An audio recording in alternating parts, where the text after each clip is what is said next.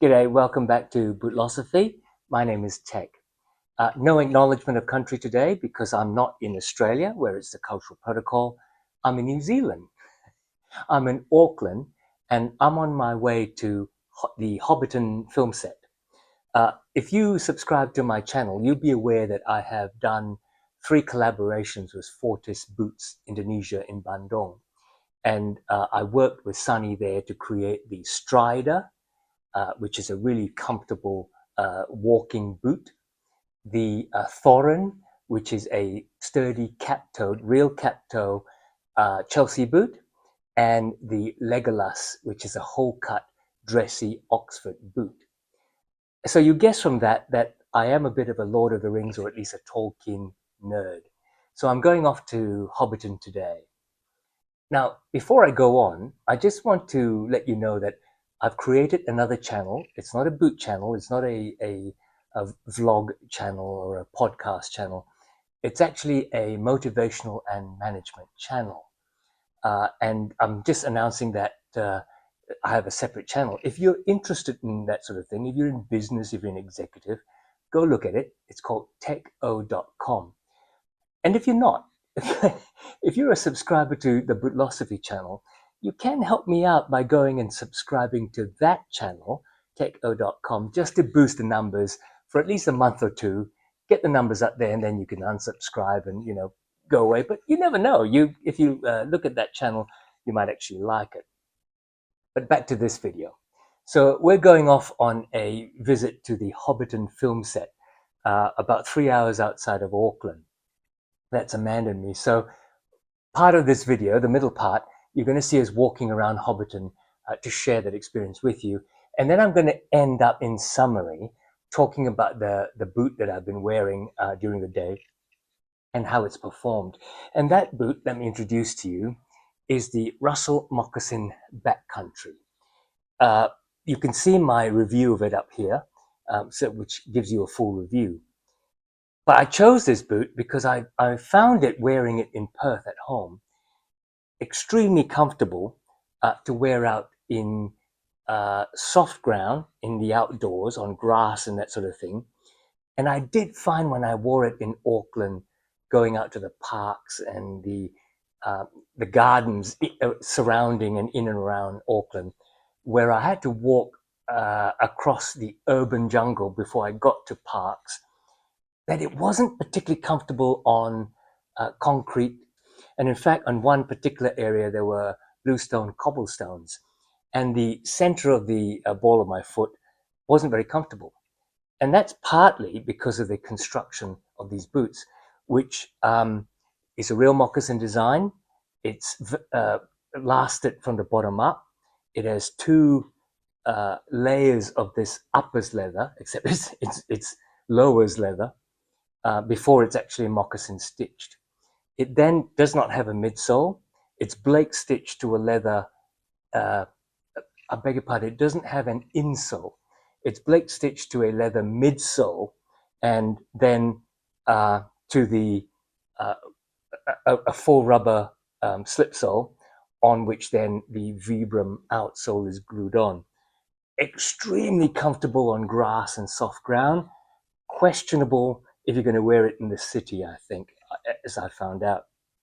At the end of this video, I'll tell you how it's performed.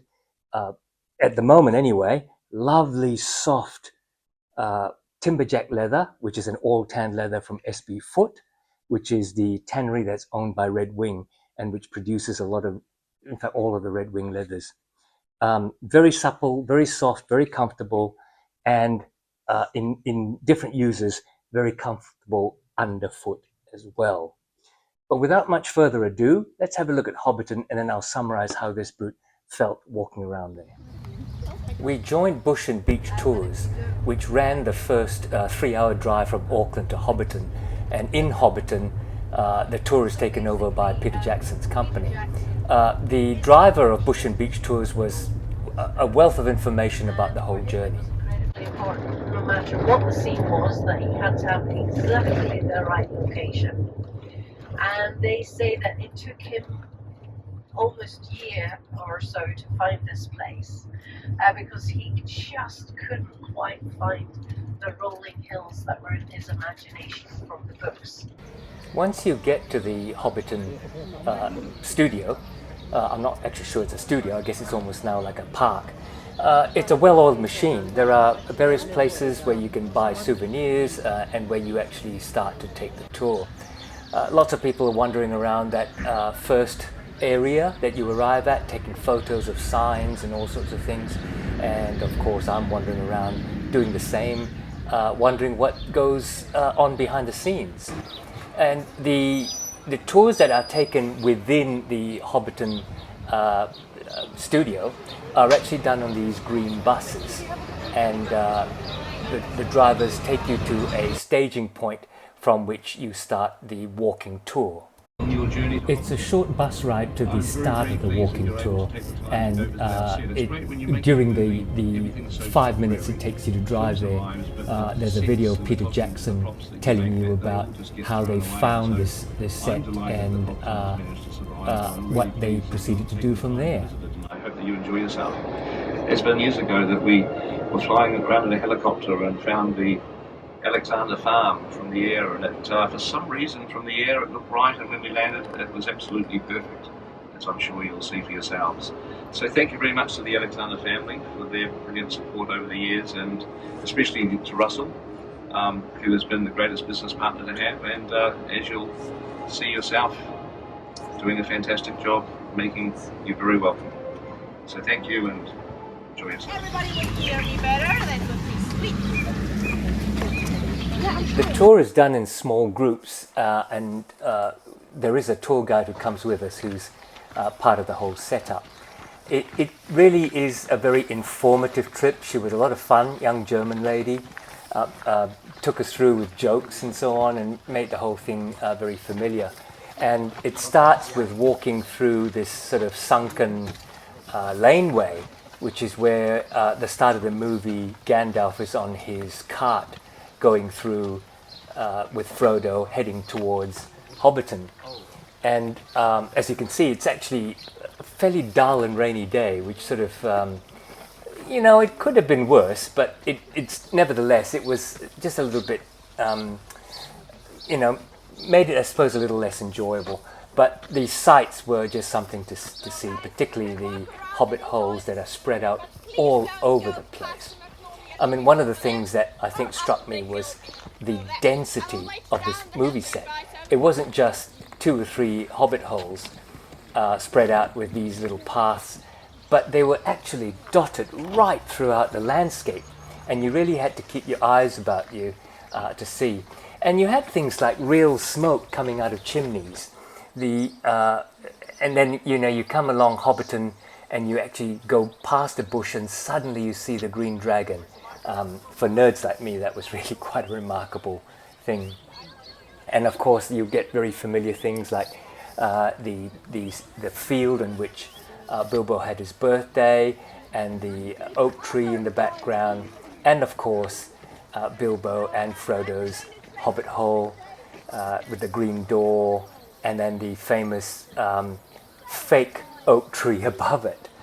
The details surrounding all of these things were quite incredible. Signs that were sort of worn down, hobbit holes, which is just about the right height for you to hit your head here and there. And just, you take a look at these little details of things that are on shelves and rooms going everywhere and carving.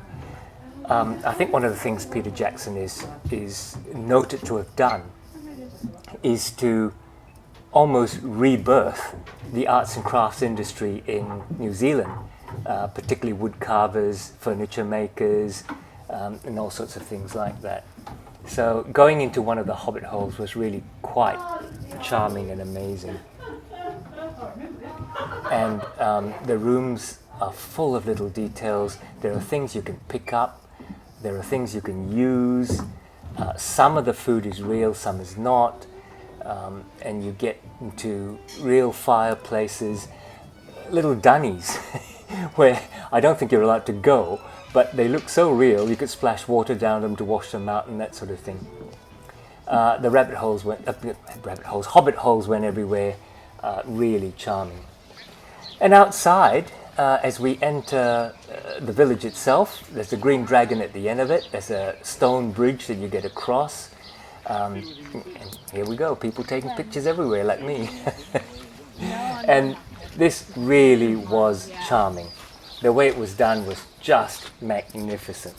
Really quite indescribable, the level of detail.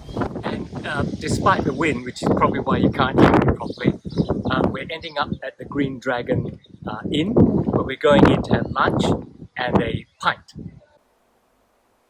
The tour ends at the Green Dragon, where if you're on the right tour, you get a buffet lunch and a free ale brewed specially for the Green Dragon.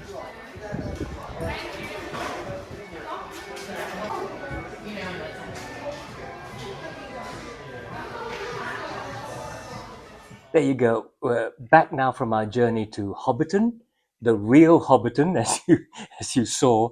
And I just wanted to summarize how these Russell Moccasin backcountries felt. They were, you could see from the videos that obviously everything was well laid out. There were sandy paths that we walked on, but from time to time there was just long grass, paddocks or fields, and these performed admirably. And which I think goes back to the original design, which is, I think they're hunting boots originally, and therefore you're going out into soft, boggy marshes, shooting birds and that sort of thing. O'Shafer wore these on his walk on the Appalachian Trail, which I guess would in large parts be similar to the sorts of trails we followed in Hobbiton. In terms of their performance, really good support in the ankle. The soft leather was just very, very comfortable on the foot. And if you cinched it up really properly, gave you a great deal of support. There was no heel slip whatever, even though I'm not sure I'd consider these broken in. I think I've worn them maybe a total of, I'd say 10 or 12 times since I bought them. And so I don't think they're entirely broken in, which means that they're really easy from the get-go. Where the ground was reasonably soft, it was perfectly fine, perfectly comfortable. On those sandy, gravelly paths, perfectly fine, 100% comfortable. So what I said at the beginning about the proviso of there being a hot spot right in the center of the ball of the foot, I think that's in the urban jungle when you're walking on concrete pavements, sidewalks, cobblestones, bitumen roads, that sort of thing. Out in the element, out in the wild, absolutely perfect. You know, a 4-hour walk around a film set, as realistic as it is probably not a proper test, but it certainly tells me how this would perform out in the field in the slightly artificial test. I love it. Love the comfort in that sort of situation. So if you like this, I hope you'll click on like, and if you're not subscribed, click on subscribe, particularly if you go and look at my channel and find that there are actual boot reviews and not movie set reviews. So take care out there, and I'll see you again soon.